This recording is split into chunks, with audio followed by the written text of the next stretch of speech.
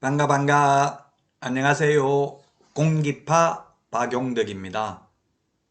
이제 2022년 새해가 며칠 지났네요. 여러분 올해는 꼭 합격하시기를 기원하면서 16회 12번 문제부터 보도록 하겠습니다. 틀린 것입니다. 1번 지문은 이게 명문 규정은 없습니다. 해석사항의 문제인데요. 전속 중개계약이 끝난 다음날 개업공개사가 중개를 완성시켜 거래계약을 체결한 경우 개업공개사는 중개 의뢰인에 대한 보수 청구권을 갖는다. 예, 이건 해석상의 문제인데요. 만약에 의뢰인이 중개를 원하지 않을 경우에 중개하지 말라고 해야 되겠죠? 그럼 하루 정도 지났다고 해서 의뢰인이 가만히 있다가 계약기간, 유효기간 끝났으므로 중개보수 줄 수 없다 이렇게 할 수는 없을 것입니다. 중개하려고 할 때 손님이 그러면 나는 이제 더 이상 팔지 않겠다 이런 식으로 말을 해야 되겠죠. 가만히 있었다면 중개보수를 지급해야 될 것입니다. 해석상의 문제고요. 이런 문제가 최근에는 잘 출제되지 않습니다. 논란의 여지가 있기 때문에 명문 규정이 없으므로. 이번 전속중개계약 체결 시 전속중개계약서를 사용하지 아니한 경우 등록관청은 6월 범위 안에서 업무정지할 수 있다. 전속중개계약과 관련해서는 전부 다 6월이야 업무정지입니다. 딱 예외 2개 있습니다. 7일 이내 정보 공개하지 않거나 비공개 요청한 정보를 공개한 경우에는 임의적 취소고요. 나머지 전부 다 업무정지입니다. 또 임의적 취소에 해당되면 취소 안 하면 업무정지할 수 있죠. 그래서 업무정지할 수 있다는 말 나오면 전속중개계약 관련해서는 전부 옳은 지문입니다. 3번 업무정지는 그 사유가 발생한 날로부터 3년 지나면 일을 할 수 없다. 우리 핵심 비교정리 프린트 46번에 6번에 있는데요. 소위 제척기간이죠. 이게 업무정지만 제척기간이 있습니다. 그 사유가 발생한 날로부터 3년 지나면 업무정지 처분할 수 없습니다. 4번 자격증 양도를 이유로 전라북도 도지사로부터 자격 취소당했다면 2016년 3월 1일 경기도지사로부터 자격 취득을 거부당했다.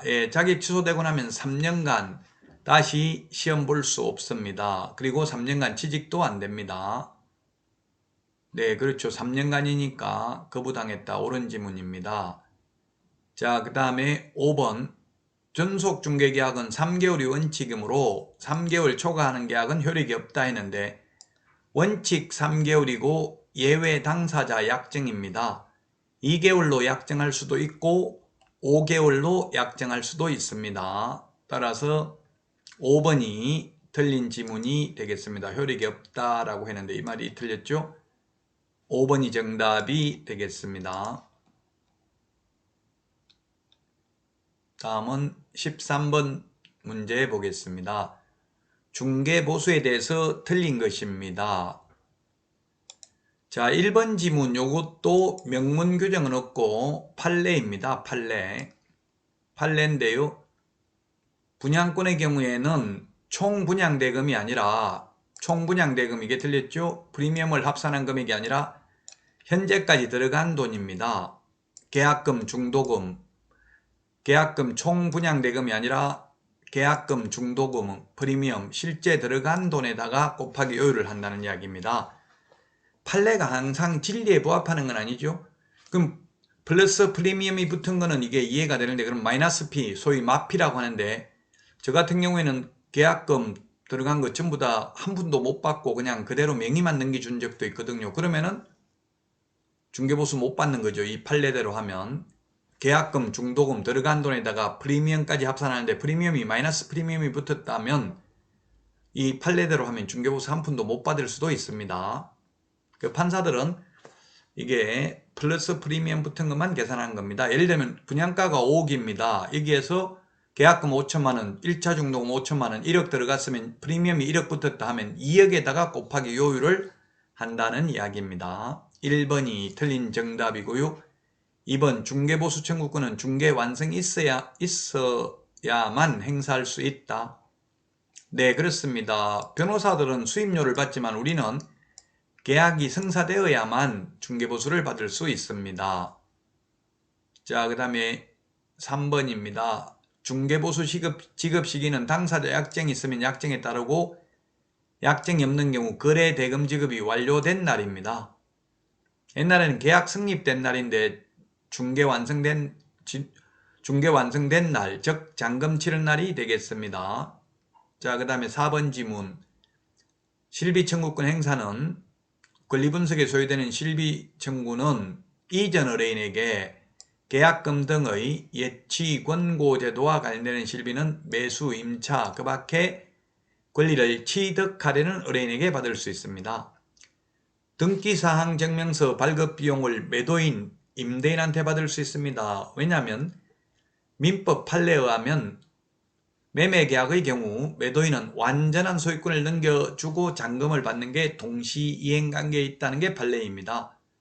완전한 소유권이라는 것, 즉 가압류 등이 없다는 걸 스스로 매도인이 입증해야 되므로 매도인이 부담합니다. 그러나 계약금 등의 예치 권고는 매수인이 원해서 예치하는 거잖아요. 매수인이 돈 떼일까봐. 따라서 계약금 등의 예치 권고 제도와 관련되는 실비는 매수, 임차 의뢰인이 부담을 합니다. 자, 그 다음에 5번.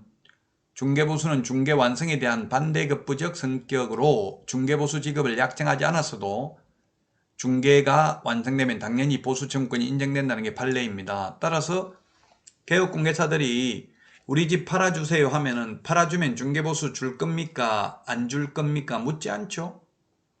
예, 팔아주고 그냥 중개보수 달라고 합니다. 판례가 이게 1958년도 판례가 있습니다. 상법상 상인이므로 그에 해당하는 보수를 당연히 받을 수 있다. 따라서 정답은 1번이 되겠습니다. 분양권의 경우 분양가를 기준으로 하는 게 아니라 지금까지 주고받은 돈에다가 프리미엄까지 합산합니다. 자, 다음은 14번 문제 보도록 하겠습니다. 중개업 등록에 관한 설명으로 틀린 것입니다. 1번 업무정지 처분을 받은 개업공개사는 그 기간 중에, 즉 업무정지 기간 중에는 폐업을 하더라도 다시 등록할 수 없습니다. 6개월 업무정지 받았으면 6개월 안에는 폐업하더라도 다시 개업할 수 없습니다. 자, 그 다음에 2번 지문입니다. 개업공개사가 종별을 달리하여 업무하고자 하는 경우 등록 신청서를 다시 제출하여야 한다. 네, 그렇습니다.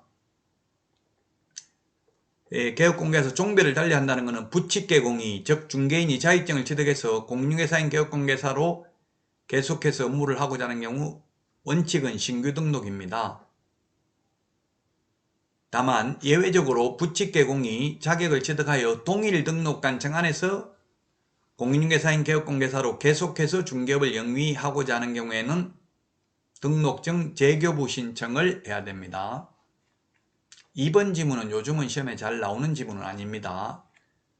왜냐하면 2006년 노무현 정부 때 중개인이 부칙개공으로 갔기 때문에 이 부칙이 어디에 있는지 지금 출제위원들이 잘 찾지를 못하기 때문에 그렇습니다. 3번 등록 신청을 받은 등록관청은 10일 이내에 개업공개사에게 종별에 따라 구분하여 등록을 하고 등록 신청인에게 서면으로 통지해야 된다 했는데 10일이 아니고 7일이죠. 7일. 우리 7일은 프린터 39번에 7일이 정리되어 있습니다. 등록 처분 통지는 7일이 냅니다. 프린터 2번에도 맨 밑에 보면 있죠. 등록 처분 통지 7일이고요. 매수 신청 내린 등록은 14일입니다. 10일의 X가 되겠고요. 4번 등록관청은 등록사항을 다음 달 10일까지 협회에 통보해야 된다. 네, 다음 달 10일까지 등록사항은 통보해야 됩니다. 등록증 재교부 사항은 통보하지 않습니다. 휴폐업 신고사항, 사무소 이전 신고사항, 업무정지, 등록 취소 등 행정처분사항, 고용인, 고용신고, 고용관계 종료 신고사항 다음 달 10일까지 협회에 통보해야 됩니다. 우리 프린터 25번에 보면 6가지가 있습니다. 5번 지문 보겠습니다. 등록관청은 등록증을 교부한 때에는 손해배상 책임을 보장하기 위한 보정설정 여부를 확인하여야 한다. 그렇습니다. 보정 설정 여부를 확인하고 등록 중 교부는 지체 없이입니다. 등록 처분 통지는 7일이 내고요. 등록 중 교부는 보정 설정 여부를 확인하고 지체 없이 교부해야 됩니다. 따라서 3번이 정답이 되겠습니다. 여러분 수고 많으셨습니다. 다음 시간에 찾아뵙겠습니다. 안녕히 계십시오. 안녕.